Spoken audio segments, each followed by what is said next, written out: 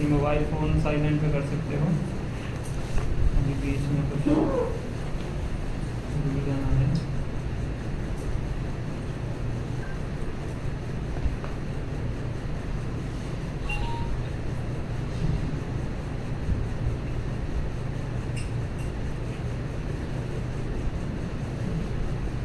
तो शाम को भगवगीता के ऊपर चर्चा करते हैं।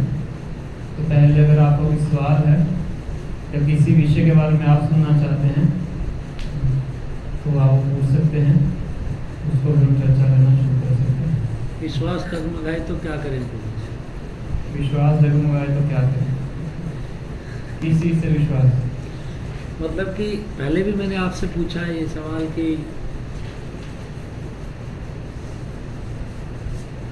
भाई हर मत हर जहाँ भी जैसे देखा जाता है सब यही कहते हैं कि भाई हम बेस्ट हैं, हम भगवान हैं, हम भगवान का रास्ता दिखाते हैं, है ना। जैसे हमारी आपकी पहले में डिस्कस हुई है राधा स्वामी के बारे में, और बहुत से गुरुदेव हैं। एक मत जो कहता है कि लिखा है कि भाई भगवान शंकर ही सर्वशक्तिमान है, और हम कहते हैं कि जो है भगवान कृष्ण है ना। तो इस पर विश्वास कैसे किया? कैसे? तो इसका सबसे सरल तरीका है कि हम कुछ शास्त्रों को पढ़ें और समझें कि शास्त्रों में क्या दिया गया है ना। कि परम सत्य किसी साधारण व्यक्ति के कहने से स्थापित नहीं होता है ना? मैं कुछ और बोल सकता हूँ, वो भी और व्यक्ति कुछ और बोल सकता है ना? भारत में तो किसी से बात कर लीजिए, हर कोई धर्म के उपदेश देने के तत्पर रहता है।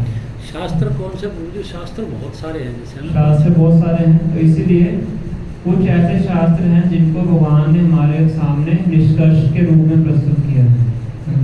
जैसे भगवगीता है, तो भगवगीता में भगवान ने समराइज फॉर्म में हमारे आगे सारा संदेश दिया है।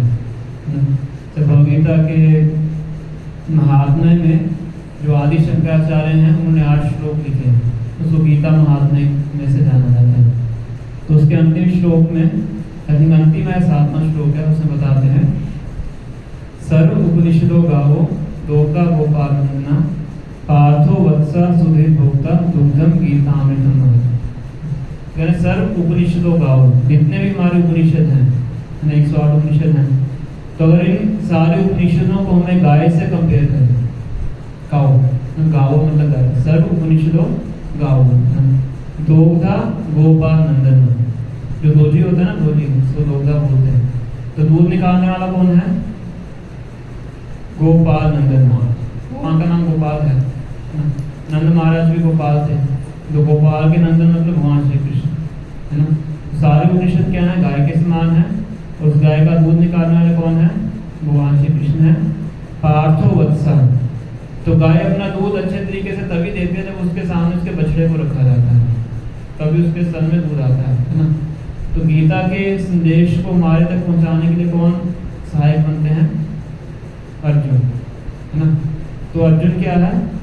बछड़े के समान, पार्थो वत्सा, सुधीर भोक्ता, और दूध को पीने वाले कौन है? हम। सुधीर भोक्ता मतलब दूध पीने वाले कौन है? हम जो भक्त हैं है ना। दुग्धम गीता अमृतम, दूध किसके समान है? भगवगीता के संदेश के समान ना। मतलब कि जितने उपनिषद हैं, सारे उपनिषदों का जो सार है वो क्या है? भगवद गीता है।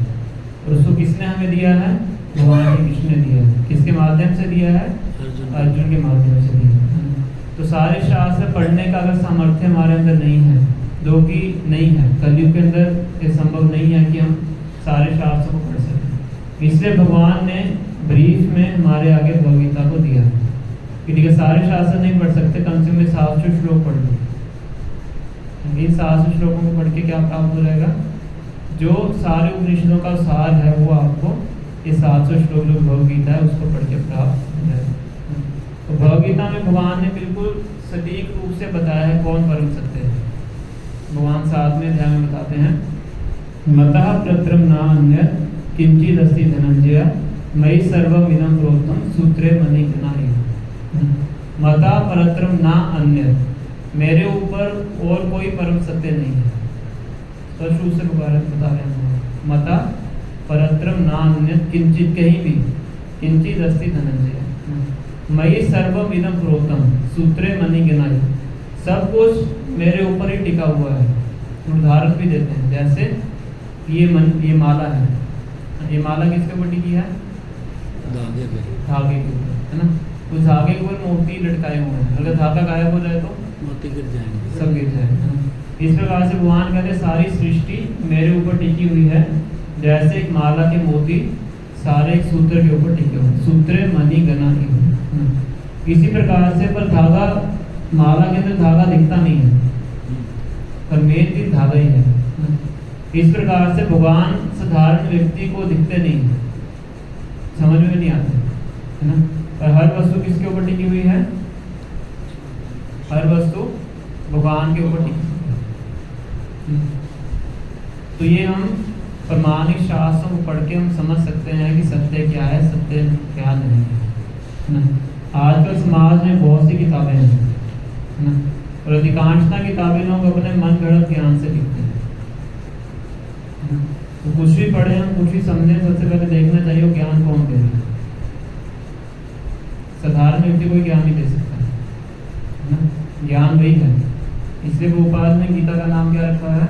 यथारूप, भगवद गीता यथारूप, है ना। जो भगवान जी कृष्ण ने संदेश दिया है उसी को as it is Prabhupada ji ने हमारे आगे प्रस्तुत किया, इसलिए वो काम कर रहा है ना?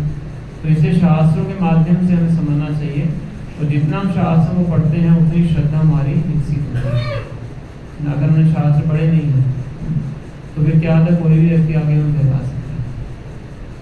हम तो बहकाने वालों में ही रहे ना, वो जो उन्हीं के शास्त्र, इसलिए प्रभुपाद ने शास्त्र दिए हैं कि पढ़ो उनको ना। प्रभुपाद को क्या पढ़ी थी सब ट्रांसलेट। अच्छा, हम पूजा पाठ कर रहे हैं कि हमें गोलोक धाम जाना है, बट अभी तो दिल्ली की तरफ चल दी है और हमें पता नहीं दारोडा चमकिया दी, तो उसमें कैसे करें, फिर कैसे पहुँचे, मतलब कि क्या चीज़ है जो हमें वहाँ टिकाए रखे? तो वो है हमारा भक्तों का संग। भक्तों के संग में रहेंगे तो टिके रहेंगे। तो कृष्णा कॉन्शियसनेस में ABCD बताई जाती है ना। ए मतलब एसोसिएशन, सबसे पहला क्या है? एसोसिएशन, भक्तों का संग, है ना। भक्तों के संग में आके अगर हम भक्ति करने का प्रयास करते हैं तो टिके रह सकते हैं, है ना। जैसे हम देखना, जैसे मिलिट्री मैन होते हैं, ग्लेशियर वगैरह अगर युद्ध करने जाते हैं तो सब क्या करते हैं? सियाचिन ग्लेशियर में जब चलते हैं तो कैसे चलते हैं? लाइन में कैसे चलते हैं? राइट होके, रेडी होके, अपनी कमर से रस्सी बांध के चलते हैं, क्योंकि बर्फ कभी भी दस जाती है ना। तो 10-20 लोग कमर में रस्सी बांध के भी चलते हैं। अगर एक आधा बीच में गिर भी जाता है तो बाकी उसको उठा लेते हैं। तो इसी प्रकार से अगर हम भक्तों के संग में रहते हैं, अगर कभी कमजोर पड़ते भी हैं तो बाकी भक्त फिर उठा लेते हैं। इसलिए भूखा कहते थे हमने इस कौन संस्था बनाई है केवल इसीलिए ताकि यहाँ पे आगे लोग भक्तों का संग प्राप्त कर सकें, तो सुन सकें, उनका संग प्राप्त कर सकें, फिर भक्ति में बने रहें और भक्ति में आगे।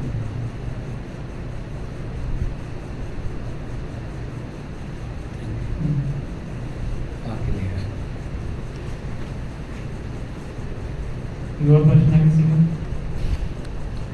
मन को कंट्रोल कैसे करें? मन को वश में कैसे करें?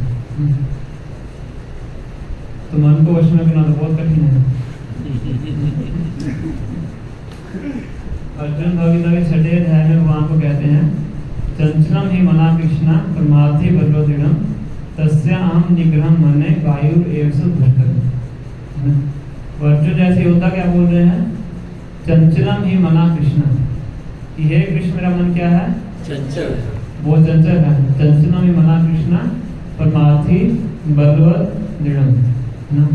परमार्थी तो बहुत जिद्दी है, बहुत शक्तिशाली भी है और बहुत घूमता भी है ना। तस्य अहम निग्रहम मन्ये वायुर एषु दुष्करम, तो मैं वायु को वश में कर सकता हूँ। हालांकि हवा को वश में करना तो बहुत कठिन कार्य है, पर अर्जुन क्या बोल रहे हैं? मैं वायु को वश में कर सकता हूँ, पर इस मन को वश में करना मेरे सामर्थ्य में नहीं है। भगवान से बोल रहे हैं। भगवान क्या उत्तर देते हैं? असंशय महाबाहो मनो दुर्निग्रहम चलो, बिना किसी संशय के मैं आपकी बात को स्वीकार करता हूँ। मन क्या है? मन को वश में करना बहुत कठिन है। मनो दूर दूर मतलब बहुत ज़्यादा, निग्रह वश में करना, मनो दुर्निग्रह चरण। अभ्यासेन तु कौन्तेय वैराग्येन च क्रियते। वहाँ कहते हैं अभ्यास के माध्यम से और वैराग्य के माध्यम से हम मन को वश में कर सकते हैं। वैराग्य मतलब जो संसारिक इंद्रिय तृप्ति के साधन है उनसे वैराग्य, और अभ्यास मतलब बार बार मन को खींच के लाने का अभ्यास करते हैं तो धीरे धीरे मेरा वश में होता है। और श्रीमद् भागवत में बताया गया है सावे मना कृष्ण पदार विंदे, कि अगर हम अपने मन को भगवान जी कृष्ण के चरण कमलों में लगाते हैं तो फिर मन को वश में करना आसान है। मतलब अगर अपने मन को भक्ति की क्रियाओं में लगाते हैं, भगवान के नाम का जप करने में, भगवान का दर्शन करने में, भगवान की सेवा करने में, भगवान का प्रसाद ग्रहण करने में, है ना, तो हमारा जो मन है उसको वश में कर सकते हैं। इससे मन को वश में कर पाना थोड़ा इधर ठीक है। तो पहला है अभ्यास, दूसरा है वैराग्य, और तीसरा है भगवान की भक्ति के कार्यों में लगना। इससे मन को वश में किया जा सकता है, अदरवाइज संभव नहीं। जब करते हैं जब तो उसको बढ़ा दीजिए, वश में आ जाए। जब से ऐसा लगता है कोई बात नहीं, घूमने दो, शुरुआत में ऐसा ही होता है। एक दिन में थोड़ा परफेक्ट बन जाए, practice makes a man perfect, practice करनी पड़ेगी। तो रोज कीजिए, धीरे धीरे अपने आप लाइन पे आएगा।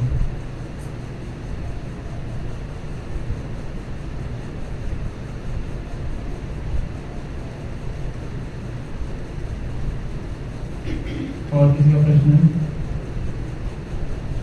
प्रभु जी, अगर हम किसी कृष्ण भगवान की पूजा भक्ति करते हैं तो किसी और देवी देवता की पूजा नहीं करते तो क्या हमें किसी तरह का अपराध लगेगा?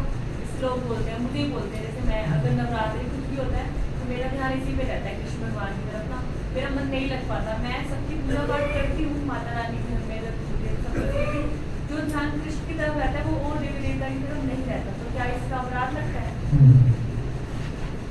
तो अच्छी बात है। क्यों है?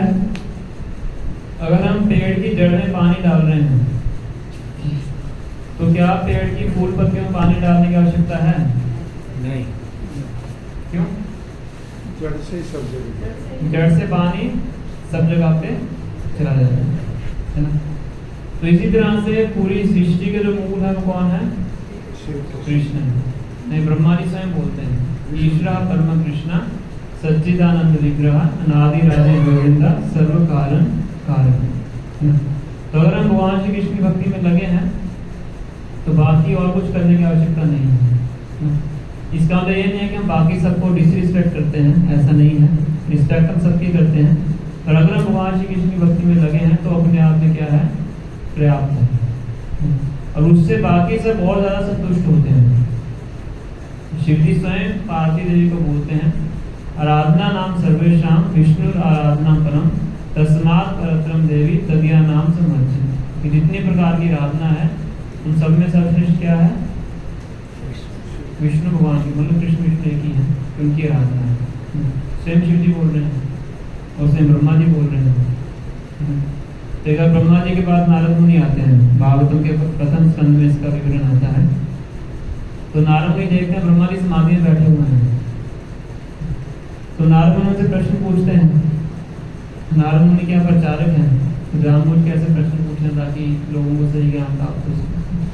तो ब्रह्मा जी से कहते हैं कि मैं जब भी आता हूँ आप किसी के ऊपर ध्यान लगा रहे होते हैं, पर मैं तो आप ही को सुप्रीम समझता हूँ। तो फिर आपका अगर सुप्रीम है तो आपको ध्यान लगाने की क्या आवश्यकता है? तो ब्रह्मा जी कहते हैं कि आप इस बात को समझ लो कि मैं सुप्रीम नहीं हूँ। नारद मुनि ब्रह्मा जी के क्या है? पिता है। सॉरी, ब्रह्मा जी नारद मुनि के पिता। तो अपने बेटे को डांट के बोल सकते हैं। तो कहते पहली पहली बात तो ये है कि मैं सुप्रीम नहीं हूँ, और मैं किस पे ध्यान लगाता हूँ? भगवान श्री कृष्ण पे ध्यान लगाता हूँ। तो सृष्टि की शुरुआत में जब भगवान विष्णु की नाभि से कमल उत्पन्न होता है, उस पर ब्रह्मा जी की उत्पत्ति होती है, और उस टाइम पे भगवान कृष्ण ब्रह्मा जी के हृदय में जो सारा वेदों का ज्ञान है वो प्रकाशित करते हैं। तेने ब्रह्म हृदय आदि कवय उयंती अत्र सूर्य, ये भागवतों में होता है। तो इसलिए ब्रह्मा जी कहते हैं कि मैं भी क्या करता हूँ? भगवान कृष्ण के ऊपर ध्यान लगाता हूँ, तो मैं सुप्रीम नहीं। शिव जी एक बार प्रचेता से बताते हैं, छठे स्कंद में इसका विवरण आता है भागवत के। तो कहते हैं कि अगर कोई व्यक्ति वासुदेव को शरणागत होता है तो वो व्यक्ति मुझे बहुत ज्यादा प्रिय है। वासुदेव यहाँ प्रपन्ना सा प्रियोसी में, जो वासुदेव को शरणागत है तो वो व्यक्ति मुझे क्या है? प्रिय है। तो अगर हम भगवान श्री कृष्ण की भक्ति में लगते हैं तो उससे देवी देवता ज्यादा प्रसन्न होते हैं, क्योंकि वो भी वही कर रहे हैं। शिव जी कौन है? वैष्णव नाम यथा शंभु है, सभी वैष्णव में श्रेष्ठ हैं। दुर्गा देवी कौन है? वैष्णवी है, वैष्णव माता बोलते हैं ना। वैष्णव शब्द का अर्थ क्या है? विष्णु की उपासक है।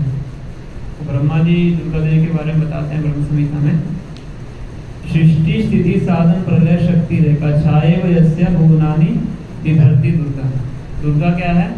भगवान श्री कृष्ण की छाया के समान है। छाया कैसे घूमती है? उस व्यक्ति छाया का अस्तित्व उस व्यक्ति के ऊपर टिका है ना।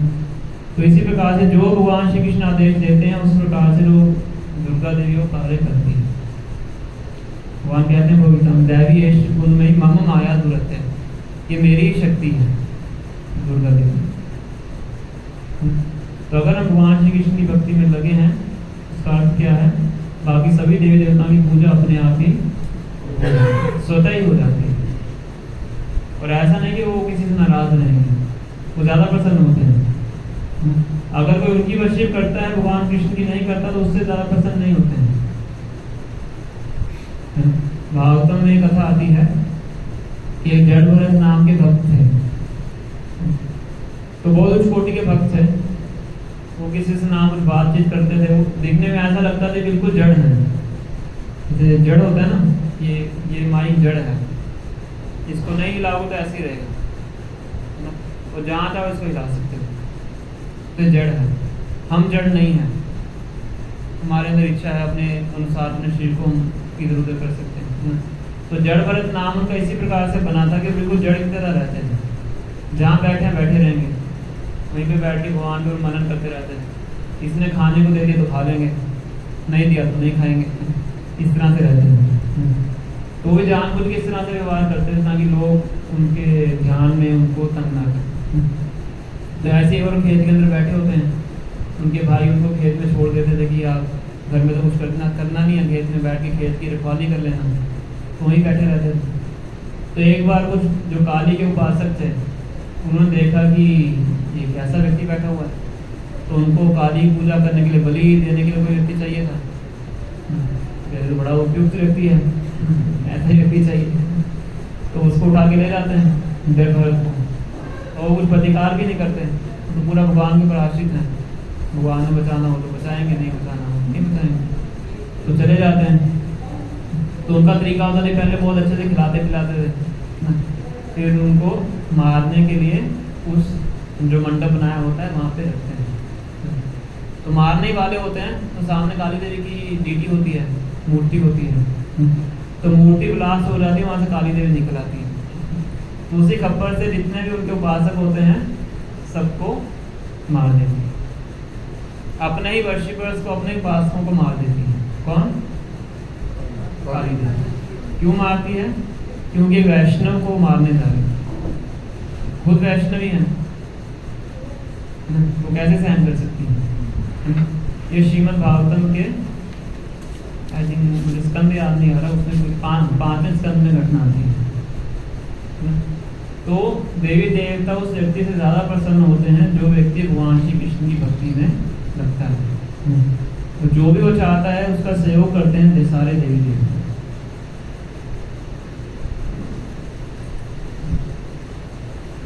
भगवान कृष्ण प्रसन्न होते हैं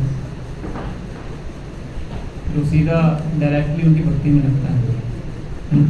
हालांकि भगवगीता में तो भगवान बहुत जगह पे खंडन करते हैं उन लोगों का जो कि देवी देवताओं की पूजा करते हैं किस इच्छा से, भौतिक इच्छा से। देवी देवता क्या है? देवी देवता सब भगवान की गवर्नमेंट के ही पार्ट हैं। भगवान ने इस भौतिक जगत को चलाने के लिए गवर्नमेंट बनाई है। उसमें पूरी देवी देवताओं की टीम है।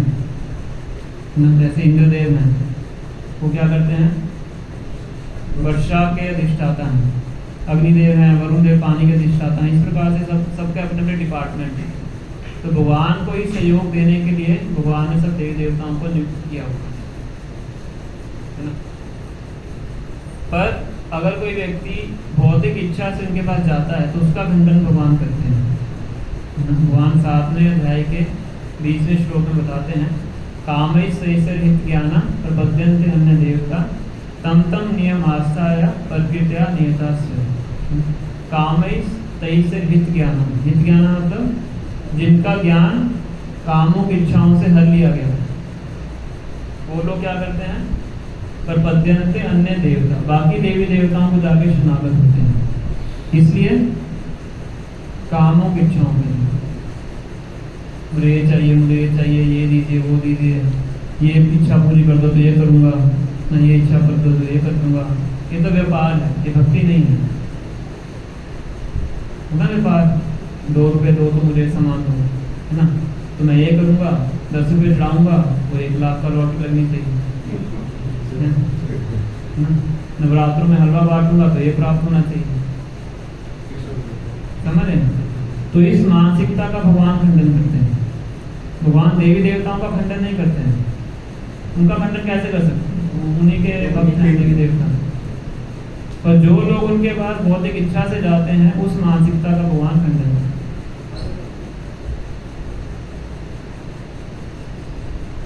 समझ रहे? तो अगर हमारे अंदर ये श्रद्धा है कि हम सिर्फ भगवान की विष्णु भक्ति में लगते हैं तो बहुत अच्छी बात है। इससे देवी देवता भी प्रसन्न रहेंगे आपसे और भगवान भी प्रसन्न रहेंगे।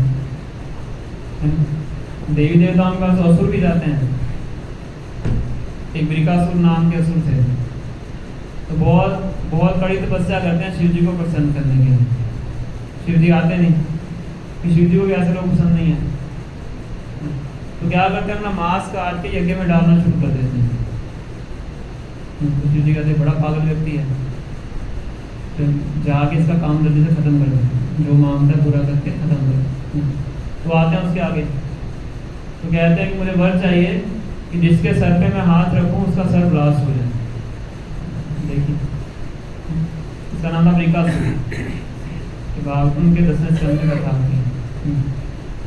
तो शिव जी कहते ठीक है, मेरा पीछा छोड़ो, जो चाहिए मैं तुम्हें देता हूँ। तो सबसे पहले शिव जी के पीछे भागता है। सबसे पहले इन्हीं को पकड़ता हूँ। शिव जी भागते हैं, क्या करें, वर तो दे चुके हैं। भागते भागते जाते हैं भगवान विष्णु के पास। जब जूनियर फंस जाता है सीनियर के पास जाता है, तो भगवान क्या करते हैं? एक छोटे ब्रह्मचारी का रूप धारण करके उस असुर के सामने आते हैं। शिव जी तो होते ही हैं, तो कहते हैं कि कहाँ जा रहे हैं? तो कहते शिव जी को भस्म करने जा रहा हूँ। तो कहते तुम्हें क्या लगता है तुम भस्म कर लोगे? कहते हाँ, इन्होंने बोला है, मुझे वरदान दिया है कि जिसके सर के ऊपर हाथ रखोगे सर साफ हो जाएगा। तो भगवान कहते हैं कि ये तो इनका तो कुछ पता नहीं है शिव जी का, ये तो शमशान घाट में रहते हैं, तो वैसी बहकी बातें करते रहते हैं। इनके वरदान में कोई शक्ति नहीं है। अगर तुम्हें मेरी बात में विश्वास नहीं है तो इसका टेस्ट करके देखो, है ना। अगर मेरी बात में विश्वास नहीं है तो क्या करो?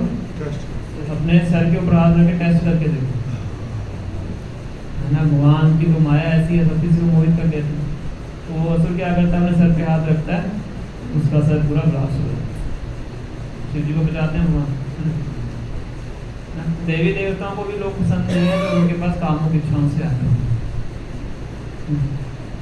इसीलिए पूरे भागवतम का क्या निष्कर्ष है? एते चांश कला पुंसा कृष्णा सु भगवान स्वयं इंद्रियादि व्याकुलम लोकम हृदयंती योगिनी। ये पूरे श्रीमद् भागवतम का निष्कर्ष है इस श्लोक के अंदर। क्या है? एते चांश कला पुंसा कृष्णा सु भगवान स्वयं। कृष्ण ही परम पुरुषोत्तम भगवान है, बाकी सारे ही उनके विस्तार। भगवान विष्णु भी भगवान कृष्ण के ही विस्तार। ये सारा निष्कर्ष किसका है? श्रीमद् भागवतम का। इस चीज को समझना चाहिए। ठीक है, ये और प्रश्न? एक और पूछेगा, सीता जी जो है ना, रामचंद्र जी धर्मपत्नी थी, उनसे पहले सीता जी का नाम लिया जाता है सीताराम। कृष्ण जी की धर्मपत्नी रुक्मिणी जी थी, उनका नाम क्यों नहीं लिया जाता? अरे सुनो रुक्मिणी द्वारकाधीश बोलते हैं, राधा कृष्ण बोलते, रुक्मिणी द्वारकाधीश बोलते हैं।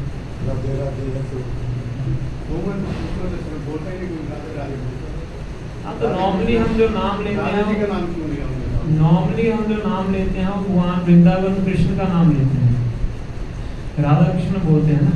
तो राधा कृष्ण मतलब जो कृष्ण वृंदावन कृष्ण है। तो भगवान कृष्ण जब द्वारका में थे तो वो द्वारकाधीश थे, तो इसलिए रुक्मिणी के साथ द्वारकाधीश बोला जाता है। हमारा दिल्ली में द्वारका मंदिर है, उसका नाम है रुक्मिणी द्वारकाधीश, रुक्मिणी द्वारकाधीश मंदिर। वहाँ राधा जी नहीं है, वहाँ राधा जी का विग्रह नहीं है, रुक्मिणी जी का ही है। हाँ, वहाँ पे रुक्मिणी देवी का है। तो भगवान से पहले भगवान की शक्ति का नाम लिया जाता है। तो राधा रानी भगवान की आराधनीय शक्ति है, सीता देवी भगवान की शक्ति है, वो भी राधा रानी का ही विस्तार है, इसलिए पहले उनका नाम आता है राधा कृष्ण। भगवान अपने से पहले अपने भक्तों का नाम चाहते हैं, यशोदा नंदन, नंदन नंदन। वो भक्त थे, पर हम यहाँ पे भगवान के जो निधि पार्षद है उनकी बात करें। ऐसे तो नंद भक्त है भगवान को, वहाँ के भक्तों काउंट ही नहीं कर सकते। मैं उन भक्तों की बात कर रहा हूँ जो कि भगवान के धाम में उनके निधि पार्षद नंद महाराज हैं, नंद नंदन बोलते हैं, शोधा नंदन बोलते हैं, गोपीजन वल्लभ बोलते हैं। इस सब में भक्तों का नाम पहले आया, देवकी नंदन बोलते हैं, क्योंकि अपने से ज्यादा भगवान अपने भक्तों को दुख देते हैं। भगवान कहते हैं कि मेरे से बढ़ के मेरे भक्तों की पूजा है। भगवान का ऐसा स्वभाव है, इसलिए भगवान के नाम से पहले भक्तों का नाम आता है, भगवान से पहले उनकी शक्ति का नाम आता है। लक्ष्मी नारायण, नारायण लक्ष्मी नहीं बोलते थे, लक्ष्मी सीताराम, रुक्मिणी द्वारकाधीश, राधा कृष्ण, इसे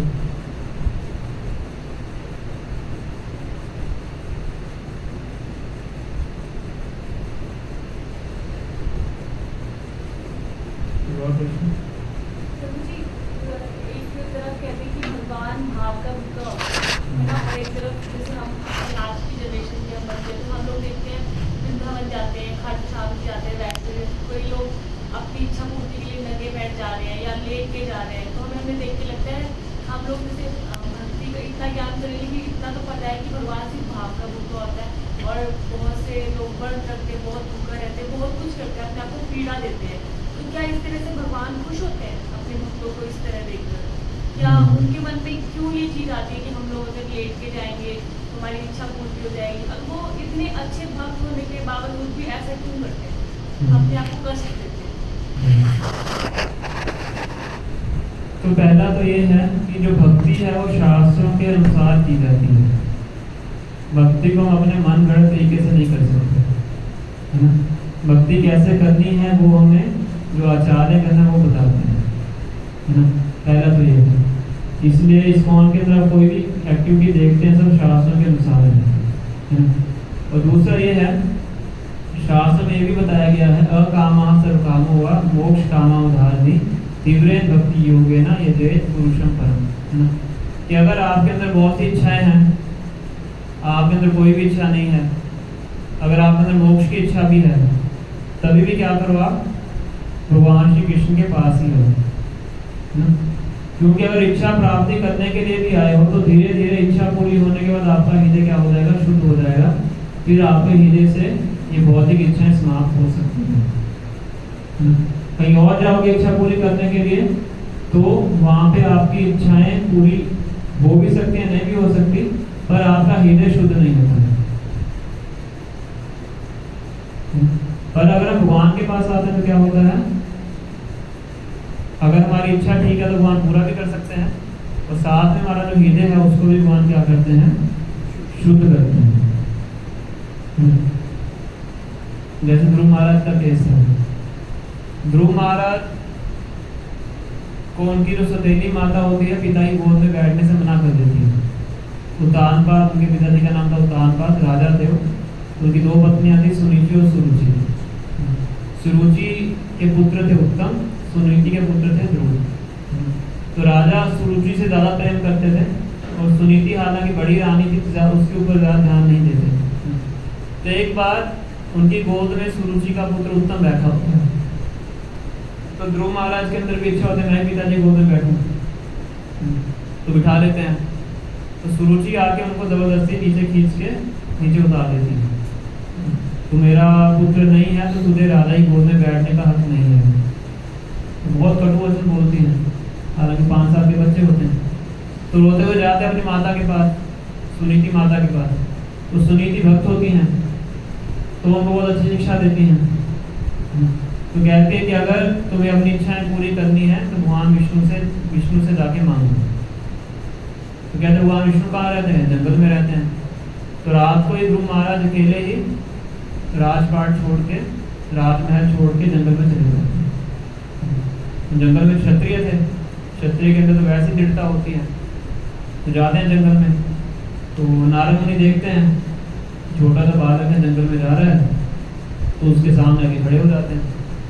तो कहते कहाँ जा रहे हो, कहते जंगल में जा रहा हूँ। क्यों जा रहे हो, भगवान विष्णु से मिलने जा रहा हूँ। तो कहते भी छोटे बच्चे हो, जंगल में बहुत बड़े बड़े शेर होते हैं, राक्षस होते हैं, सब मार मुर देंगे, थोड़ा वापिस चले जाओ, जब थोड़े बड़े हो जाओगे तो आना। उसकी टर्मिनेशन को चेक करते हैं। तो ध्रुव महाराज कहते हैं अगर मेरे काम पूरा कर सकते हो तो रास्ते में रुको, वरना मेरे रास्ते से हटो। नारद मुनि को बोलो अगर मेरी मदद कर सकते हो तो बताओ, वरना मेरे रास्ते से हटो। तो नारद मुनि बड़े प्रसन्न होते हैं, इतना छोटा सा बालक है, इतना डिटर्मिन्ड है। तो फिर उनको मंत्र बताते हैं, ओम नमो भगवते वासुदेव। इस मंत्र का उच्चारण करो, मधुबन नाम की जगह है वृंदावन में, ब्रज के अंदर है, वहाँ पे जाओ, भगवान के श्री विग्रह बनाओ मिट्टी से, इस प्रकार से उनकी पूजा करो। तो बहुत बड़ी तपस्या करते हैं ध्रुव महाराज। 6 महीने के बाद उनके सामने भगवान आके प्रकट होते हैं, भगवान विष्णु प्रकट होते हैं। और जब भगवान के दर्शन कर लेते हैं तो पूरा हृदय शुद्ध हो जाता है। तो भगवान कहते हैं कि भगवान को पता था क्यों आए थे जंगल में भक्ति करने के लिए, क्यों पूजा करने के लिए आए थे। तो भगवान कहते मांगो क्या चाहिए। तो कहते मुझे कुछ नहीं चाहिए। स्थाना अभिलाषी तपस्वी सीतो तम प्राप्तवान देव मुनि इंद्र भूय। कि मैं तो स्थान के अभिलाषा से आपके पास आया था। उनकी इच्छा थी कि मुझे अपने दादाजी से बड़ा राज्य चाहिए। दादाजी कौन है ध्रुव महाराज के? दादाजी है ब्रह्मा जी। ब्रह्मा जी के पुत्र थे उत्तानपाद, उत्तानपाद के पुत्र थे, मतलब ब्रह्म लोक से ऊपर का राज्य चाहिए। इस इच्छा से गए थे। स्थाना अभिलाषी तपस्वी स्थित हूँ, स्थान की अभिलाषा से मैं आपकी तपस्या करने आया था। तम प्राप्तवान देव मुनि इंद्र भूय, पर मैंने आपको प्राप्त कर लिया है, जो कि बड़े बड़े देवताओं के द्वारा, बड़े बड़े मुनियों के द्वारा प्राप्त करना जिनको बहुत मुश्किल है, पर मैंने आपको प्राप्त कर लिया है। काचम विचिन्मन अविदिव्य रत्नम स्वामी कृतार्थ अस्मि वरम न याचे।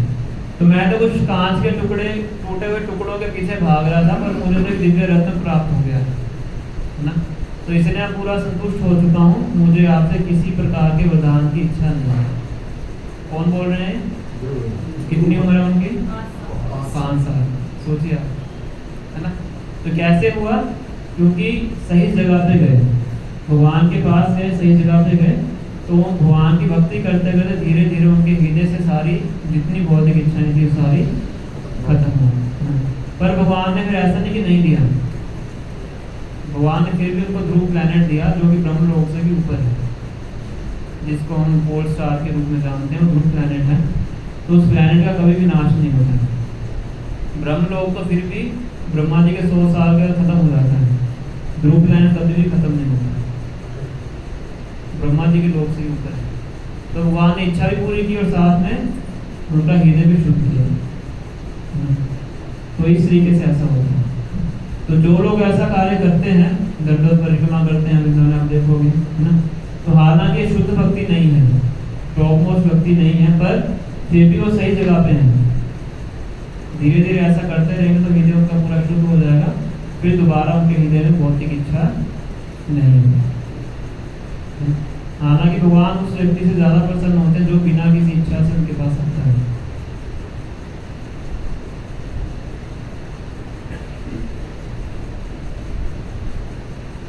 और प्रश्न?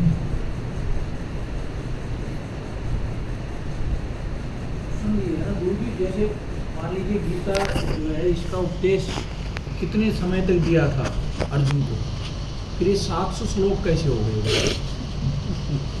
तो भगवान ने गीता का संदेश 45 मिनट में दिया था,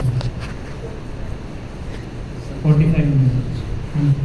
तो उसमें संस्कृत के 700 श्लोक भगवान ने बताए। हमें तो संस्कृत आती नहीं है, हमें तो पूरा समझना पड़ता है, इसलिए वो पूरी इतनी मोटी बुक बन जाती है।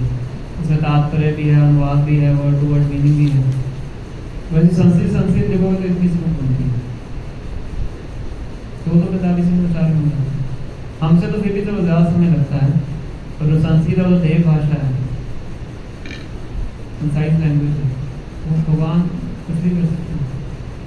थोड़ा घंटा ही फिल्म थे दूसरी भाषा की। अर्जुन ने तो 45 मिनट में समझ लिया था, हमें 45 साल में मुश्किल हो जाता समझ। डब करने में टाइम लग गया ना प्रभु। ये अच्छा कि व्यास जी ने हमें लिख के दे दिया। पहले जितने वेदिक शास्त्र होते थे लिखित फॉर्म में नहीं होते थे, शिष्य अपने गुरु से सुनता था, उसको याद रहता था। कलयुग से पहले की बात, इसलिए उनको श्रुतिधर बोला जाता है। श्रुतिधर मतलब सुनने से समझ आते हैं, फिर दोबारा गुरु को बताना नहीं पड़ता।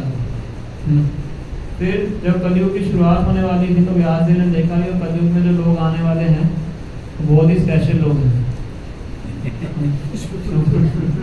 उनके बारे में भागवतम के फर्स्ट कैंटो में बताते हैं कलयुग के लोगों की क्या योग्यता है। कहते हैं प्रायण अल्प आयुष्य सभ्य कलव अस्मिन योगे जना मंद सुमंद मत्यो मंद भाग्य ही उक्तम। क्या योग्यता है? सबसे पहला प्रायण अल्प आयुष्य, आयु क्या होगी उनकी? कम हो। अल्प मतलब कम, मैक्सिमम 100 ईयर्स है। जो 100 क्रॉस करता है उसका नाम अखबार में आ जाता है। अब तो नहीं होता जी, पहले ही होते थे जी 100 के तो जी 100 मैक्सिमम बता रहा हूँ, अभी तो 60-70 होती है जी, आगे और कम होती जाएगी, है ना। तो पहली योग्यता क्या है? आयु कम है। प्रायण अल्प आयुष्य सभ्य कलव अस्मिन युगे जना मंद सुमंद मत्यो। मति कैसी है? मोटी, मोटा दिमाग है। मंद सुमंद मत्यो, मति क्या है? बिल्कुल ढीली है। अगर आपसे पूछें कि एक हफ्ता पहले आपने इस समय क्या खाया था, कल की बात नहीं कर याद रहता, लेकिन हफ्ता तो बहुत ज्यादा आपने बता दिया। 2 दिन पहले क्या खाया था, कल क्या खाया था, है ना, सोचना पड़ जाएगा। इसको बोलते हैं मंद सुमंद मत्यो, है ना। और ऊपर से आध्यात्मिक चीजों को समझने के लिए मंद और भी ज्यादा मति हमारी मंद है। आध्यात्मिक चीजें समझ में नहीं आती इसलिए हम क्या बोल देते हैं, ये तो माइथोलॉजी है, ये तो कल्पना है, क्योंकि दिमाग हमारा समझ नहीं पाता। जो चीज समझ में आती नहीं हम क्या देते हैं कि तो वो कहानियां हैं, है ना। क्या मंद सुमंद मत्यो, उसके बाद मंद भाग्य। भाग्य क्या है? बिल्कुल मंद है, लक बिल्कुल अनलक है। कोई चीज करने जाओ एंड पॉइंट आके रुक जाती है। लास्ट में क्या है? उपद्रुता, हमेशा डिस्टर्ब रहते हैं, ऑलवेज डिस्टर्ब, शरीर से मन से। तो ये कलयुग के लोगों की क्वालिफिकेशन है। तो व्यास ने देखा कि ऐसे लोग आने वाले हैं तो कैसे याद रखेंगे, तो इसलिए उन्होंने सारे शास्त्रों को हमारे लिए लिख के रखा, लिखित फॉर्म में रखा, ताकि एटलीस्ट पढ़ के बार बार पढ़ के सीख जाएंगे। पहले पढ़ेंगे फिर भूलेंगे, फिर पढ़ेंगे फिर भूलेंगे, एटलीस्ट लिखित रहेगा तो पढ़ सकते हैं। इसलिए उन्होंने भगवगीता को, श्रीमद् भागवतम को, जो हमारे 4 वेद हैं उन सबको लिखित फॉर्म में हमारे लिए दिया, ताकि बार बार पढ़ के हम उनको सीखें। सबसे विशेष है कि भगवगीता दी है, भगवान की खुद की वाणी है, उसको पढ़ें और उसको समझें, अपने जीवन में उतारें, तभी हम जो जीवन का लक्ष्य है उसको समझ पाएंगे, उसको प्राप्त करेंगे। अदरवाइज फालतू चीज़ों के पीछे घूमते घूमते पूरा जीवन हमारा व्यर्थ हो जाए। अभी हम जीवन का लक्ष्य क्या मानते हैं? बालक पढ़ लें, ठीक से सेटल कर दें, नमस्ते, ये लक्ष्य है। साधारण व्यक्ति से पूछो जीवन का क्या लक्ष्य है? शादी कर लें, बिजनेस जॉब कर लें, धन कमा लें, बच्चों को बड़ा कर दें, शादी कर दें, अपनी जिम्मेदारी खत्म करें, काम करें। लास्ट में अभी जो 2-4 साल बचती है तो सोचते हैं भगवत धाम चले जाएं। जल्दी थोड़ी चले जाएंगे। इतना भी समझ में आ रहा है तो बहुत बड़ी बात है। इतना भी नहीं आता। अंतिम मृत्यु के समय तक लोगों को ये बात समझ में नहीं आती, उनको लगता है कि यही हमारा सब कुछ है। तो इससे क्या होता है, ये तो हर कोई व्यक्ति कर रहा है संसार के अंदर, पशु भी यही कर रहे हैं। महाभारत में बोला गया है, आहार निद्रा भय मैथुनम च सामान्यम एतत् पशु विनराणाम धर्मम तेषाम अधिको विशेषो धर्मेन हीना पशु विनराणाम। कहते आहार, निद्रा, भय और मैथुन, eating, sleeping, defending and mating, सामान्यम एतत् पशु विनराणाम, ये चारों क्रियाएं पशु भी करते हैं। वो भी खाते हैं, वो भी सोते हैं, वो भी अपनी रक्षा करते हैं, वो भी मैथुन करते हैं, है ना। क्वालिटी अलग अलग हो सकती है, हम प्लेट में रख के खाते हैं, हम सड़क पे खाते हैं। हम अपनी रक्षा अलग अलग प्रकार की यंत्रों से करते हैं, सिक्योरिटी कैमरा से कर लेते हैं, धन से कर लेते हैं, सिक्योरिटी गार्ड रख के कर सकते हैं, वो अपनी रक्षा दांतों से कर सकते हैं, अपने पंजों से कर सकते हैं। सब हर जानवर का अलग अलग तरीका होता है अपनी रक्षा करने का, है ना। तो क्वालिटी हमारी अच्छी हो सकती है, पर एक्टिविटी क्या है, वही है। आहार निद्रा भय मैथुनम च सामान्यम एतत् पशु भी नराणाम, पशुओं में और नरों में दोनों क्या है, समानता है। धर्म भी तेषाम अधिको विशेषो, मनुष्यों में क्या चीज अलग है कि वो धर्म का पालन कर सकते हैं, जीवन के लक्ष्य को समझ सकते हैं ना। धर्मे हीना पशु भी नराणाम, तो अगर किसी नर के अंदर धर्म नहीं है तो उसमें और पशु में कोई अंतर नहीं। धर्मे हीना पशु भी नराणाम, तो किसको बोला जाता है, द्विपद पशु, 2 पांव पे चलने वाला पशु, जैसे महाभारत में श्लोक आते हैं।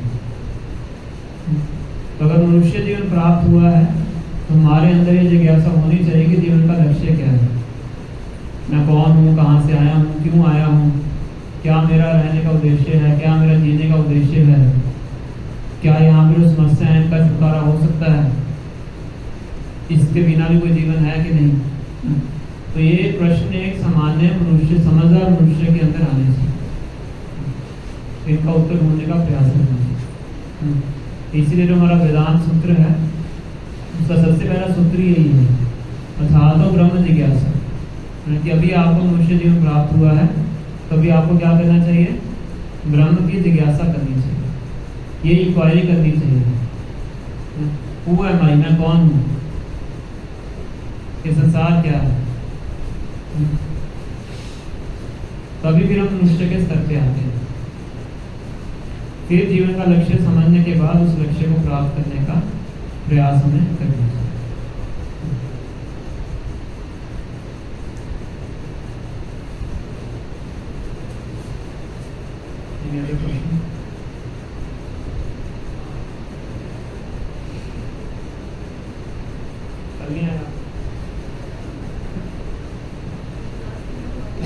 ठीक है, प्रभु जी भागवत गीता में लिखा है और आपसे सुना है और सबसे सुना है, सत्य है कि कर्म के अनुसार पर मिलता है। अगर हम अपनी पूरी बचपन से लेके अंत तक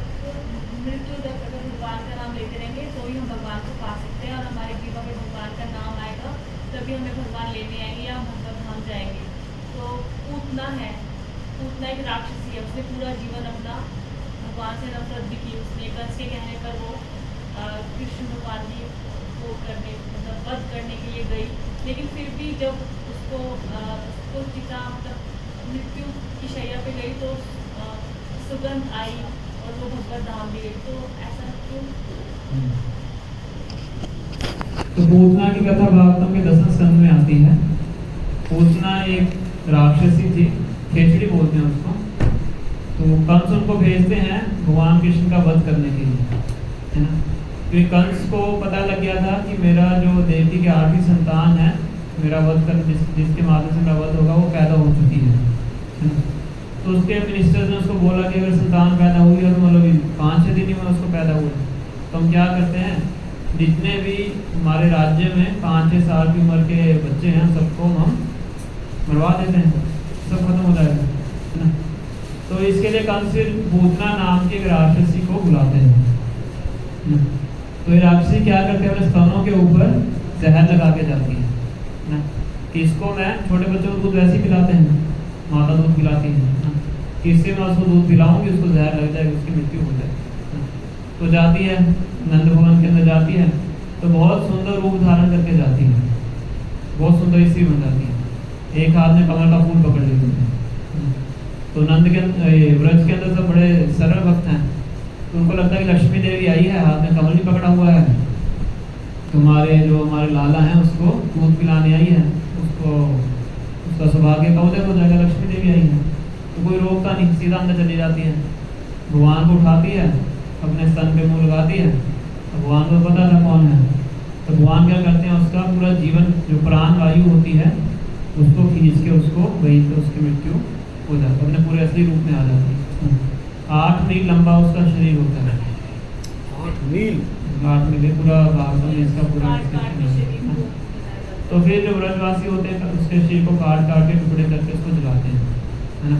अब होता क्या है कि जब उसकी चिका जलाई जाती है, उसकी चिका से पूरी सुगंध फैल जाती है। तब ये प्रश्न उठता है कि सुगंध कैसे फैली, राक्षसी ये सब लोग तो बड़े पापी लोग होते हैं, है ना। तो इसका उत्तर ये है कि उसकी मृत्यु पहला तो भगवान ने उसकी मृत्यु की है।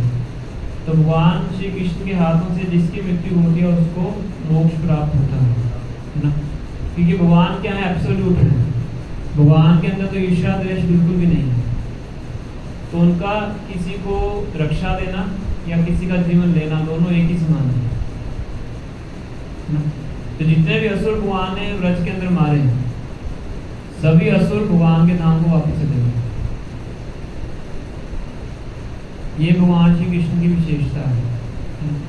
पूतना की विशेषता क्या है कि पूतना ने भगवान को दूध पिलाया, तो भगवान ने उसको अपनी माता के रूप में स्वीकार किया, है ना। क्योंकि भगवान का एक गुण क्या है, अदोषदर्शी। भगवान किसी के अंदर भी दोष को नहीं देखते हैं, कोई छोटी सी भी क्वालिटी होती है भगवान उसको देखते हैं। अब पूतना का पास क्या है, पूतना अपने पिछले जन्म में बलि महाराज की बहन थी। तो बलि महाराज से उसका राज्य लेने के लिए कौन आते हैं, कौन आते हैं, वामन देव आते हैं, वामन अवतार आते हैं। वामन मतलब छोटा ब्रह्मचारी के रूप में जाते हैं। तो बलि महाराज की बहन को लगे तो बहुत सुंदर बालक है, तो मेरी इच्छा है कि मैं उसको दूध पिलाऊं। माताओं का ये वात्सल्य होता है बच्चों के प्रति, है ना।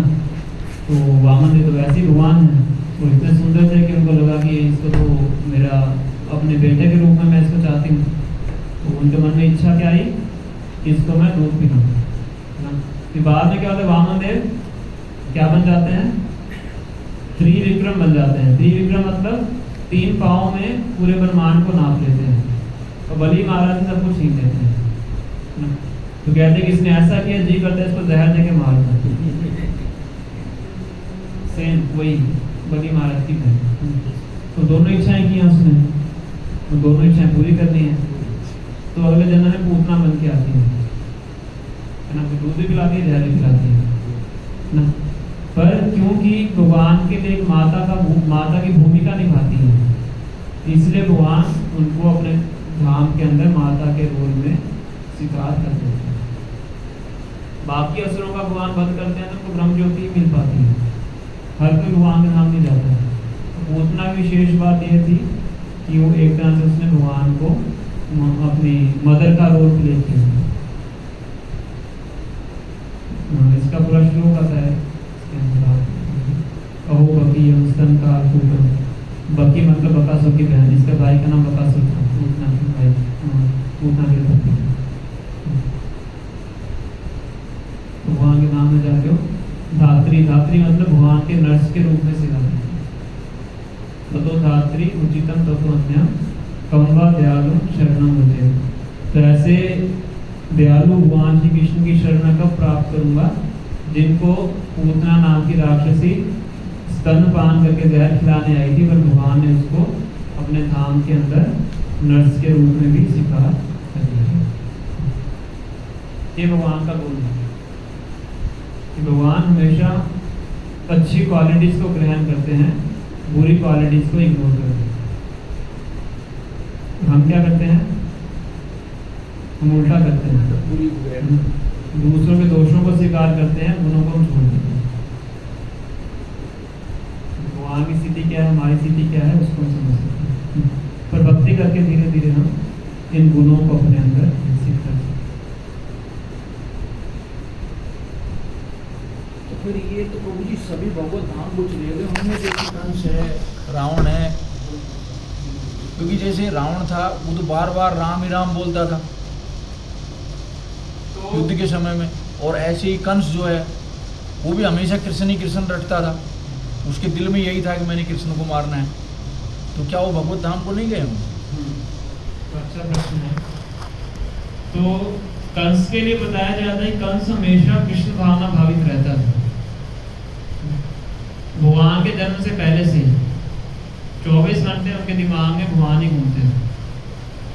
और ये बात स्वयं नारद मुनि बताते हैं कि जो कंस की तल्लीनता थी भगवान के अंदर, उतनी भक्तों की भी नहीं हो पाती है ना।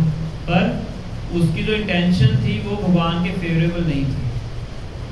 उसकी मानसिकता क्या थी, मारने की, है ना। तो हालांकि भगवान का चिंतन तो कर रहा था, पर उसकी इंटेंशन क्या थी, गलत। और फिर भी चिंतन तो कर ही रहा था, और भगवान के हाथ में ही मरा, इसीलिए उसको मोक्ष प्राप्त होता है, ब्रह्म ज्योति तक चला जाता है। पर भगवान के धाम नहीं जाते, भगवान के धाम तो उनके भक्ति जाते हैं। पूतना का तुमने पता ना स्पेशल केस था, है ना। ब्रह्म ज्योति किसको बोलते हैं? ब्रह्म ज्योति जो निराकार ब्रह्म होता है, भगवान के शरीर की जो कांति है उसको ब्रह्म ज्योति बोलते हैं। यानी जन्म मरण से परे हो जाता है। हाँ, मुक्ति मिल जाती है, पर भगवान के धाम में नहीं जाता। ब्रह्म ज्योति में भगवान की सेवा नहीं है, बस दुख नहीं है।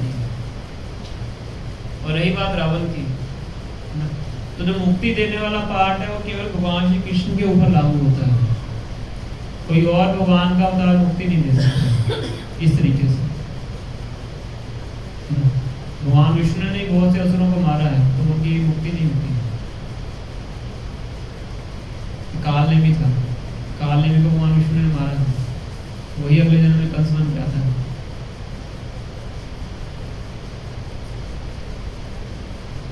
मुक्ति केवल जो है भगवान श्री कृष्ण देते हैं, इसलिए उनका नाम है मुकुंद। जितने भी असुर उनके हाथों से मरे सबको मुक्ति प्राप्त है। बाकी अवतार दे सकते हैं, अपने भक्तों को दे सकते हैं, भक्तों को देते हैं, असुरों को प्राप्त नहीं। भगवान राम के जो भक्त हैं उनको प्राप्त हो सकती है मुक्ति, पर भगवान राम के हाथों जितने असुर मरे हैं वो जरूरी नहीं है कि सबको मुक्ति प्राप्त हो। ये भगवान श्री कृष्ण और बाकी अवतारों में अंतर है। इसलिए भगवान श्री कृष्ण अवतार नहीं है, वो अवतारी है। अवतारी मतलब जो बाकी सारे अवतारों के सोर्स हैं, स्वयं अवतार नहीं है। कृष्ण अवतार नहीं है, कृष्ण स्वयं भगवान है, बाकी सब अवतार है।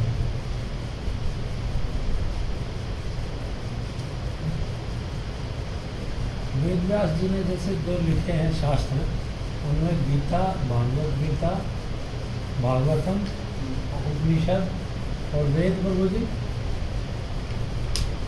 सब उन्होंने ही लिखा है। सब उन्होंने। ये इसको रामायण बोलते हैं महाभारत जो लिखी है, ये उन्होंने लिखी है, रामायण महाभारत।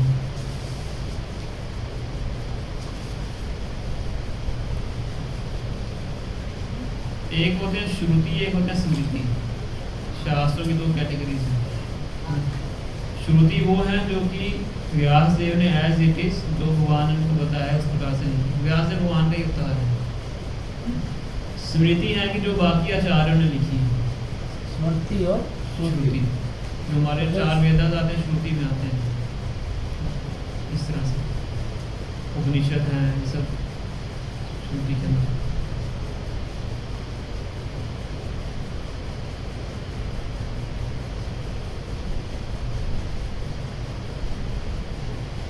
चलता है गुरु जी। इस्कॉन से पहले तो ज्ञान ही अलग था ना, बिल्कुल ट्रैक ही डिफरेंट है। ट्रैक डिफरेंट नहीं है, ओरिजिनल ट्रैक है। वो ओरिजिनल तो वाक्य पता चला ना, उससे पहले तो अब तो वो ज्ञान ही अलग है। जैसे माता जी ने बोला पेट पलनिया जाऊँगा तो घणो बोल, उसको जो जाते लेट के उसको पेट पलनिया बोलते हैं हमारे यहाँ लोकल भाषा में ना। तो वो भी गलत नहीं है, उसको दंडवती परिक्रमा बोलते हैं। दंडवती परिक्रमा। दंडवत का अर्थ क्या है कि जब हम प्रणाम करते हैं है ना, डंडे के समान गिर के प्रणाम करते हैं, उसको दंडवत बोलते हैं।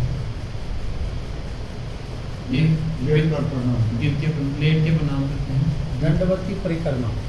तो ये विनम्रता का लक्षण होता है। जैसे हम भगवान के आगे दंडवत प्रणाम करते हैं, है ना। तो कुछ लोग ये भाव लेते हैं कि हम पूरी गोवर्धन परिक्रमा बात है ना, क्लास के बाद कीजिए। अरे वो क्लास के बाद पूरी क्लास डिस्टर्ब होती है। तो कुछ लोग इस प्रकार से दंडवती परिक्रमा करते हैं, ऐसा भाव लेते हैं। वो भी ठीक है, भगवान के लिए कर रहे हैं, इच्छा के लिए कर रहे हैं, ठीक है, यानी भगवान के पास तो जाना है।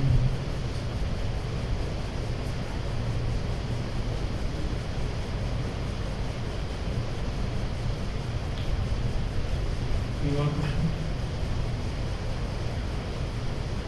पूछो प्रभु जी। इनके सब कुछ क्लियर है। माला करने लग गए आप? अच्छा प्रभु जी, माला जैसे जब तक क्वालिटी नहीं आती तब तक क्वांटिटी तो पूरी करें, है ना। सबसे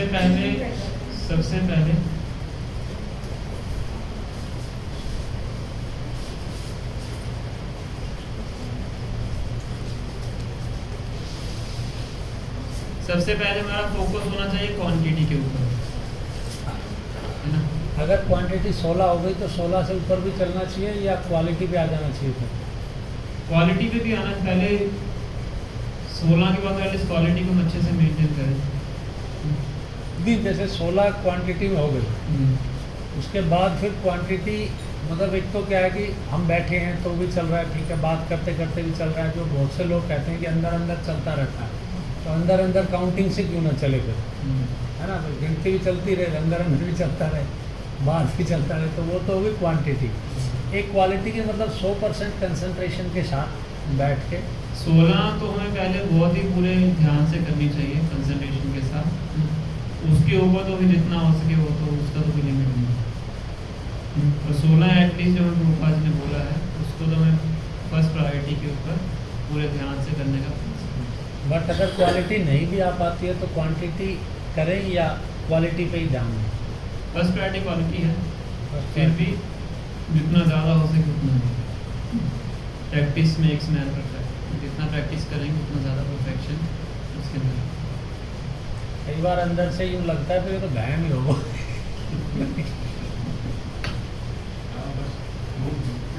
ध्यान भी रहता है बस हमारा। हाँ। क्वालिटी तो नहीं। धीरे धीरे आएगा ना, उसके लिए मेहनत करनी पड़ेगी।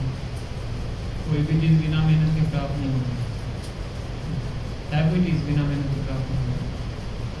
थोड़ा सा तो प्रयास करना पड़ेगा। बहुत थोड़ा बहुत प्रयास। सुबह के समय अगर हम करते हैं तो उसमें बहुत हमें हेल्प मिलती है ना। सुबह का जो समय होता है ब्रह्म मुहूर्त का समय होता है। ब्रह्म मुहूर्त कितने बजे शुरू हो जाता है? वो 4:30 सूर्योदय से 55-60 मिनट्स पहले शुरू होता है। सूर्य उदय से पहले। तो उसमें हम जो भी कार्य करते हैं उसमें हमें परफेक्शन प्राप्त होती है। बच्चे अगर सुबह जल्दी उठ के पढ़ाई करते हैं उस समय में तो पढ़ाई भी अच्छी होती है। और जैसे सूर्य 4 बजे 5 बजे उदय हो रहा है या 6 बजे उदय हो रहा है तो ब्रह्म मुहूर्त 5 बजे शुरू हो रहा है। 4:30 हमारे पास कैलेंडर है, वैसे 4:30 रखा हुआ है कि टाइम ब्रह्म रोज अलग अलग होता है और 10-20 मिनट का फर्क रहता है ज़्यादा। सनराइज के अकॉर्डिंगली, पर नॉर्मली 4:30-5 का, इसलिए मंगलवार 4:30 करते हैं। 4:30 पकड़ लें। हाँ 4:30 रखोगे तो 5 बजे तक आप शुरू हो जाओगे करना। ये तो 3 बजे हो जाएगा, तो उसके हिसाब से फिर हम अपना समय और सुबह का टाइम यूटिलाइज करेंगे तो पूरा दिन हमारा अच्छा है। तो साइंटिफिकली प्रूव भी है, इसके ऊपर रिसर्च भी हुई है। तो प्रभु जी जैसे मैं इससे पहले मैंने एक यूट्यूब पे वीडियो देखी, बोले कि अगर आपकी वैसे ही आँख खुल जाती है ब्रह्म मुहूर्त में तो इसका मतलब परमात्मा आपको कोई सिग्नल देगा। जब तक हमें इसको उनका पता नहीं था तो बोले आप बैठ के ध्यान लगाओ, बस वैसे ही उठ गए तो बोलो भाई, क्योंकि परमात्मा क्यों आप यहाँ खोले, हो सकता है उसमें कोई तो रीजन रहता ही है। अंधविश्वास होते हैं। जब तक शास्त्रों का प्रमाण नहीं है तब तक किसी बात को स्वीकार नहीं करना। तब तक हवा हवा ही है।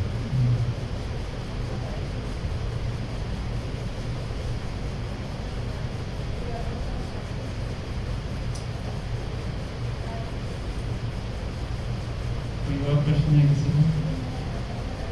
हमारे पास 10 प्रभु मिनट जी है। लहसुन प्याज हमने छोड़ दिया, पर कल पता चला जैसे आपने बताया कि सॉस में इसका ध्यान कैसे रखा जाए। मुझे तो कल ही पता चला जब आपने बोला कि विदाउट ऑनियन गार्लिक, तो पहली बार पता चला कि सॉस भी विदाउट ऑनियन गार्लिक आता है। तो इसका मतलब हम तो बेवकूफ़ी बन रहे हैं, हमने छोड़ रखा है, हम तो खा रहे हैं। कोई बात नहीं, धीरे धीरे सावधानी बरतोगे तो पता रहेगा, धीरे धीरे चीज़ें पता लगती हैं। तो जैसे हमारे रेस्टोरेंट्स में यूज हो रहा है सॉस, तो वो तो वही होता है, उसे हटाना पड़ेगा फिर। मसाले भी ऐसे होते हैं। हाँ बस वो तो उसमें पढ़ा ना, जब आपने बताया तब पढ़ा कि उसमें सुखा के वो डला हुआ है। तो ये सब तमोगुनी इसको आहार बोला जाता है। तो ये जो आहार शास्त्र में इन चीज़ों को कुछ चीज़ों को मना किया गया है ना खाने के लिए, तो उसके पीछे ये साइंटिफिक रीज़न होता है कि ये चीज़ें हमारी कॉन्शियसनेस को डिस्टर्ब करती हैं, जो कि स्पिरिचुअल कॉन्शियसनेस के लिए सही नहीं होती। तो उन चीज़ों को मना किया जाता है शास्त्र के माध्यम से, और इसको आप अपने जीवन में अप्लाई करके भी देख सकते हो। इसके बाद जो आपकी मानसिकता होती है वो भी शुद्ध रहती है इन चीज़ों को छोड़ के। कुछ आहार ऐसे होते हैं जो नहीं खाने चाहिए, हालांकि वेजिटेरियन होते हैं फिर भी नहीं खाना चाहिए। नहीं वो तो वहाँ गए तब पता चला ना प्रभु जी, इसको तो हम ही वेजिटेरियन समझते हैं। जब आपके साथ मायापुर गए तो वहाँ जब ये रक्षा कवच लिया हमने, तो उन्होंने लिखा हुआ था कि नॉन वेजिटेरियन को ये नर्सिंग कवच नहीं पहनना है। तो नॉन वेजिटेरियन का मतलब हम तो यही समझते हैं कि मांस नहीं खाना। तो दूसरे प्रभु जी हमने पूछा तो मुझे पता चला, नेक्स्ट टाइम मैंने उनसे पूछा कि क्या लहसुन प्याज भी नहीं खाना। तो लिटरली उन ब्रह्मचारी की वर्डिंग ये थी कि आप नॉर्थ इंडिया से हैं। मैंने कहा क्या हुआ, बोलो वहाँ लहसुन प्याज को वेजिटेरियन समझते हैं। उन्होंने क्लियर यही बोला कि वहाँ नॉर्थ इंडिया में लहसुन प्याज को वेज समझा जाता है। हम तो वेज ही समझा।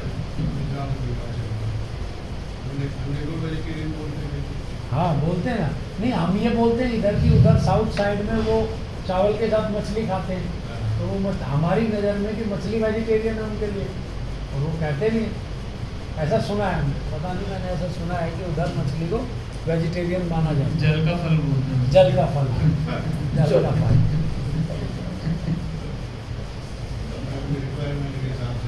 तो ये सब चीज़ें शास्त्र में मना है, इसलिए हम जो अध्यात्मवादी व्यक्ति हैं इन चीज़ों से बचते हैं।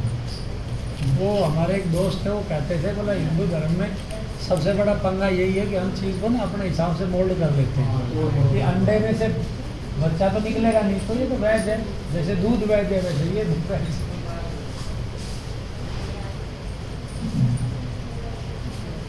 तो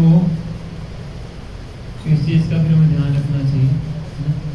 थोड़ा सा केयरफुल रहना होता है, वैसे किसी बड़ी बात नहीं है।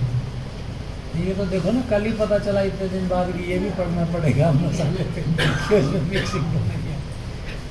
कोई और किसी का प्रश्न है, खासकर जो नए आए हैं, फर्स्ट टाइम आए हैं, कोई आपका डाउट है, कुछ क्वेरी है तो बताओ प्रभु जी क्या डाउट है, क्या डाउट है पूछो।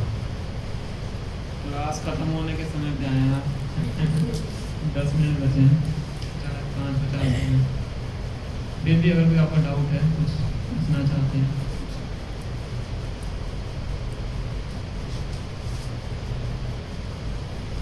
वो जी जिसके साथ पढ़ने की प्रॉब्लम है वो पढ़ना तो पड़ेगा ही, बच्चे भी पढ़ना थोड़ा चाहते हैं, तो पढ़ाया जाता है, तभी उनका भविष्य उज्जवल बनता है। अगर माता पिता ये सोच लें कि हमारे बच्चे का पढ़ने का मन नहीं है, तो चलो कोई जरूरत नहीं है फोर्स करने की, कुछ बनेगा उसका भविष्य में, ऐसे ही फिर अनपढ़ गवार रहेगा। तो ऐसे आध्यात्मिक जीवन में है, ज्ञान चाहिए तो पढ़ना पड़ेगा।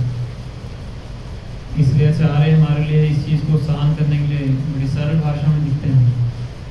सारे हमारे शास्त्र संस्कृत लैंग्वेज में हैं, तो रूपा ने रात रात जाके उसको इंग्लिश में क्यों ट्रांसलेट किया है, ताकि हम जैसे लोग पढ़ के समझ सकें। फिर बाद में वो 90 लैंग्वेज में और ट्रांसलेट किया है। भगवगीता आजकल 90 से ज़्यादा लैंग्वेज में अवेलेबल है, रूपा के शिष्यों ने ट्रांसलेट किया है। किसी भी देश में जाइए आपको मिलेगी। तो इतना कार्य उन्होंने क्यों किया कि लोग पढ़ें, पढ़ के सीखें। करोड़ों में इसका डिस्ट्रीब्यूशन क्यों हुआ है? जबरदस्ती देते हैं पढ़ने की, पढ़ो पढ़ो पढ़ो, कोई पढ़ना चाहता तब भी देते हैं कि पढ़ो पढ़ो, तो पढ़ेंगे तक तो जानेंगे, पढ़ेंगे नहीं तो ऐसे ही पढ़ी रहेंगे। फिर अंत में कहेंगे हमें तो कुछ पता नहीं लगा था, हमने तो अज्ञानता में गलत कार्य कर दिए। तो प्रकृति के नियम थोड़ा बख्शने वाले।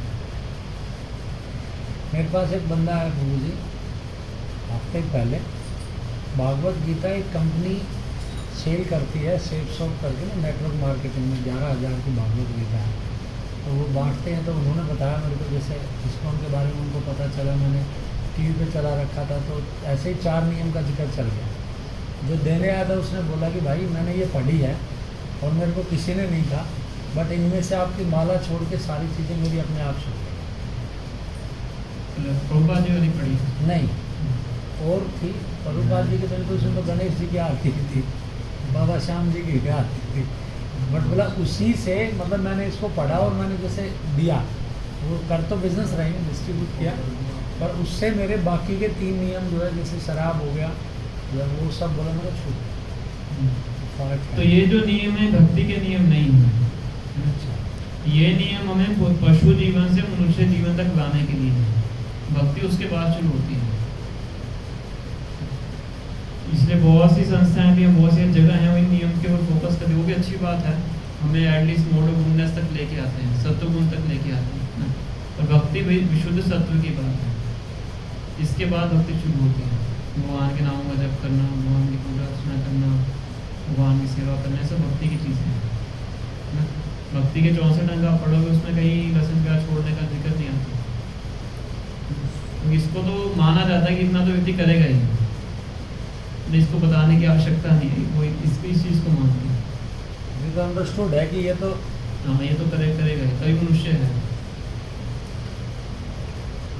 तभी PhD वाला है, उससे आप ये नहीं पूछोगे कि आपने 10th पास की है, सही बात, पूछना ही रेलेवेंट है। उसने PhD किया तो 10th पास की है उसने, उसी तरीके से। तो इसका मतलब तो अभी जो लहसुन प्याज खा रहे हैं उनको तो यहाँ तक ही आना पड़ेगा पहले। हाँ आना ही पड़ेगा।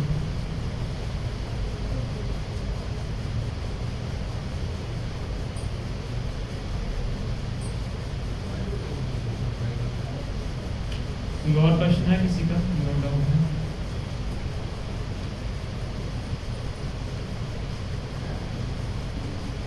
माता जी कह रहे राधा रानी की शादी क्यों हुई? ये कौन कह रहे हैं? माता जी माता जी का प्रश्न है कि राधाष्टमी है नेक्स्ट संडे, कि राधा रानी की शादी क्यों नहीं? तो पहली बात तो है कि शादी हुई है, ब्रह्मा जी ने करवाई है गांडीव वन में, राधा और कृष्ण की ब्रह्मा जी आगे शादी करवाते हैं, ये जानने के लिए है। और दूसरा ये है कि राधा और कृष्ण की शादी करवाने की आवश्यकता नहीं है ना, कि राधा रानी कौन है पहले तो ये समझना आवश्यक है। राधा रानी भगवान श्री कृष्ण की आराधनी शक्ति है, मतलब भगवान श्री कृष्ण की ही पोटेंसी है, तो उन दोनों में कोई भेद नहीं है ना। और सूर्य को और सूर्य की किरण को शादी करवाने की आवश्यकता है? सन और सनशाइन दोनों को सेपरेट कर सकते हैं? सेपरेट है ही नहीं, दोनों एक ही हैं। एक शक्तिमान है और एक शक्ति है, सूर्य शक्तिमान है और सूर्य की रोशनी शक्ति है, ऐसे भगवान श्री कृष्ण शक्तिमान है और राधा रानी भगवान की शक्ति है। फिर शादी करवाने की आवश्यकता क्या है? ये सब चीजें तो हमारे लिए हैं, ध्यान जग में सब नहीं होता है। वहाँ पे भगवान पुरुष हैं, बाकी सब उनकी शक्तियाँ हैं। भगवान अपना ही विस्तार करते हैं राधा रानी के रूप में और बलराम जी के रूप में। एक साइड से बलराम जी, एक साइड पे राधा रानी। कि बलराम जी आगे जाके सारे विष्णु तत्वों में अपना विस्तार करते हैं और राधा रानी आगे जाके सब गोपियों में अपना विस्तार करती हैं। फिर द्वारका में जितनी भी रानियाँ हैं वो सब राधा रानी का विस्तार है। फिर वैकुंठ लोक में जितने भी लक्ष्मियाँ हैं वो सब राधा रानी का विस्तार है। उनमें दुर्गा देवी भी राधा रानी का विस्तार है। तो इसमें शादी का क्या वो होता है? मैं 3-4 दिन पहले पूरी अमोघ लीला पूरी को सुन रहा था, तो राधा रानी जी के बारे में उन्होंने बड़ा अच्छा वो बोला कि भगवान कृष्ण ने वृंदावन छोड़ा था शायद 11 साल में, कैसे होता है? 11 साल की उम्र के आसपास, यानी कि राधा रानी उनकी ज़िंदगी में 11 साल से पहले थी। उसके बाद तो कभी जिक्र ही नहीं है।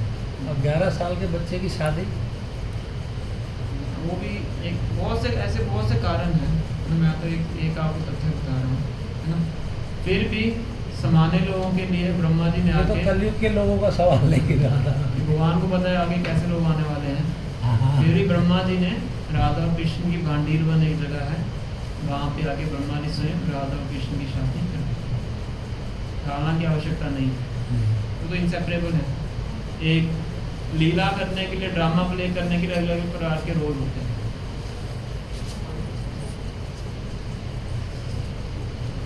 टाइम बदलना पड़ेगा तो मुझे लग रहा है किस चीज़ के लिए? 6 बजे तक आ रहे हैं। फर्स्ट लाइन होने में। नहीं, टाइमिंग थोड़ा सा, अब तो बल्कि अब सर्दी तो आने सर्दी वाली है, आने वाली है। लेट करेंगे तो अंधेरा हो जाएगा। ठीक है, तो यहीं पे स्टॉप करते हैं, जी। है ना। 6 बज गए हैं।